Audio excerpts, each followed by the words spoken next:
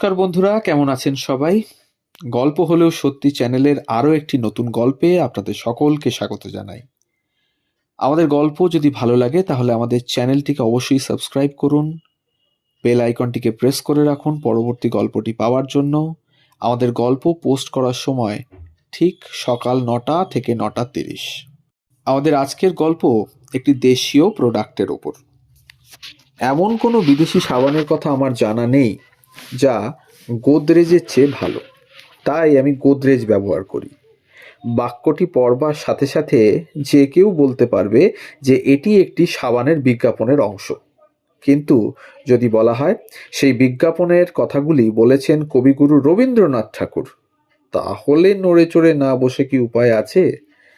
গল্পটা ভারতের প্রয়াত উকিল আরদেশির গোদরেজ একজন দূরদর্শী ব্যবসায়ী হয়ে ওঠার। 1895 সালের কথা, যখন ওকালতিতে খুব একটা সুবিধে করতে না পেরে সার্জিক্যাল যন্ত্রপাতির ব্যবসা শুরু করেন গোদরেজ।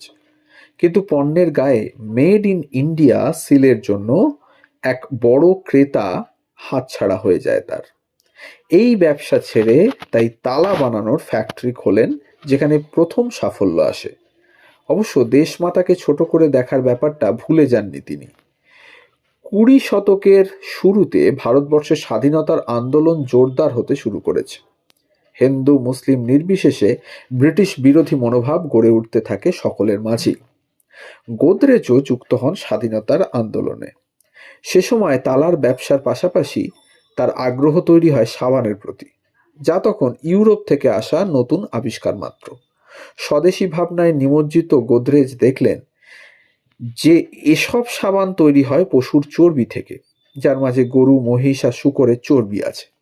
উল্লেখ্য, বন্দুকের কার্টিলেজে পশুর চর্বি আছে এরকম ধারণা থেকেই 1857 সালের সিপাহী বিপ্লব ঘটে। এই সুযোগ হাতছাড়া করেননি গোদরেজ। 1999 সালে বাজারে আনেন বিশ্বের প্রথম শতভাগ বিশুদ্ধ ভেজিটেরিয়ান সাবান চাবি। মহাত্মা গান্ধীর নেতৃত্বে ভারতে স্বদেশী আন্দোলন তখন তুঙ্গে। একদিকে ব্রিটিশ পণ্য বর্জনের স্পৃহা, অন্যদিকে হিন্দু মুসলমান উভয় সম্প্রদায়ের জন্যই অশুচি উপাদান দুইয়ে মিলে এই সাবান ব্যাপক সাড়া ফেলতে সক্ষম হয় তৎকালীন ভারতে। এই সাবানের দীর্ঘস্থায়িত্বের সবচেয়ে বড় কারণ ছিল এর মান। স্বদেশী আন্দোলনের কল্যাণে তখন ভারতীয়রা অপেক্ষাকৃত নিম্নমানের দেশীয় পণ্য সাগ্রহে গ্রহণ করছিলেন, কিন্তু গোদরেজ জানতেন এই আবেগ টেকসই হবে না এবং ভারতীয় পণ্য উৎপাদকদের অবশ্যই মানসম্মত পণ্য দিয়েই বিদেশি পণ্য প্রতিস্থাপন করতে হবে। গোদরেজের এই ভাবনার প্রশংসা করেছিলেন স্বয়ং গান্ধীও।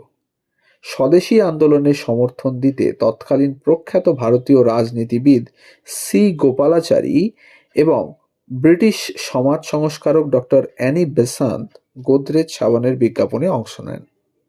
তবে সবকিছু ছাপিয়ে বিশ্বকবি রবীন্দ্রনাথ ঠাকুরের ছবি সম্বলিত বিজ্ঞাপনটির পর গোদরেজ সাবান ভারতীয়দের নিত্যদিনের ব্যবহার্য হয়ে পড়ে। আরদেশির গোদরেজ দূরদৃষ্টি ব্যর্থ হয়নি। স্বদেশী আন্দোলনের প্রভাব মিটে যেতে কয়েক বছর সময় নিলেও গোদরেজ ভারতবর্ষে চিরস্থায়ী হয়েছে। শতবর্ষী গোদরেজ সাবান আজও ভারতীয়দের প্রথম পছন্দ, যা বছরে বিক্রি হয় প্রায় 38 কোটিরও বেশি। তো এই ছিল আজকের গল্প।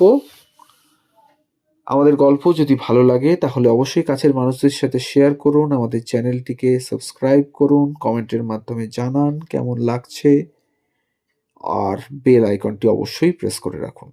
সকলে ভালো থাকুন। ধন্যবাদ।